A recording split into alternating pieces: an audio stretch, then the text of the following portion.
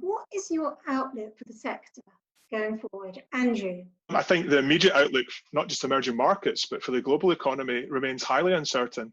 And I think it's difficult to assess the negative impact on growth and corporate earnings in the short term.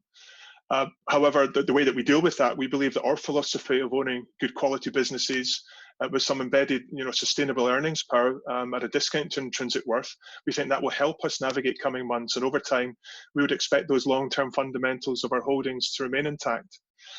Specifically looking at the asset class, domestic recovery in North Asia, as well as lower oil prices, they're supportive for a number of countries and markets.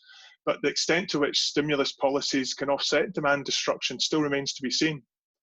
If we look at valuations, in absolute terms, they don't look particularly cheap, but in a relative context to developed markets, they do look more appealing than they have for some time, although there is going to be significant volatility in earnings forecasts over coming months. For example, there's going to be substantial hit to Q1 earnings for sure, Q2 earnings as well, due to the supply shocks and weaker demand globally. We may see some normalization and recovery in the second half of the year, but we certainly can't rule out delayed recovery should there be a more prolonged and severe global recession.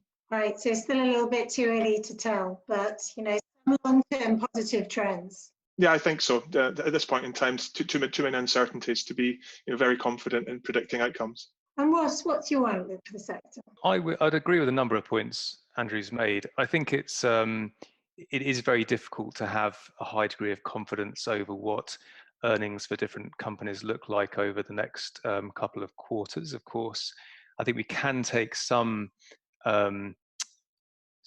reassurance from the fact that we're seeing social distancing and lockdown measures starting to ease in some markets. It means that investors can start to at least look through the very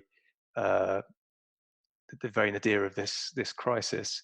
But what I think is really important when times are uncertain as they are right now is to look at valuations and recognize that when valuations are as low as they are for some emerging and frontier market businesses, and some emerging and frontier market businesses are trading right towards the bottom of their long-term ranges, when they're that low, it is always the case that it is accompanying a period of significant uncertainty.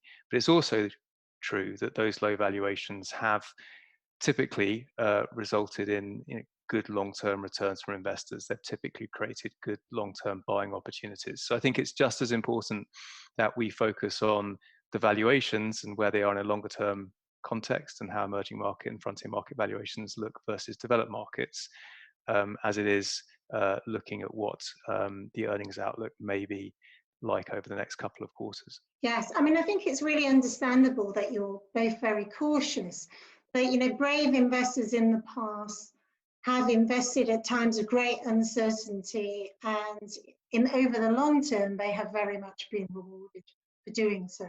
That's right, and I think that is why it is so important to keep valuations in mind, rather than being too focused on what developments will be from month to month. Well, thank you very much. I'd like to thank our managers very much for joining us today. It's great to hear their views on emerging markets, but I'd like to emphasize we don't know what's going to happen in the future. Investment is for the long term, and it's important to have a well-balanced portfolio. If you are in any doubt, you should talk to a financial advisor. All that remains is for me to wish you and your family well. Thanks so much for watching.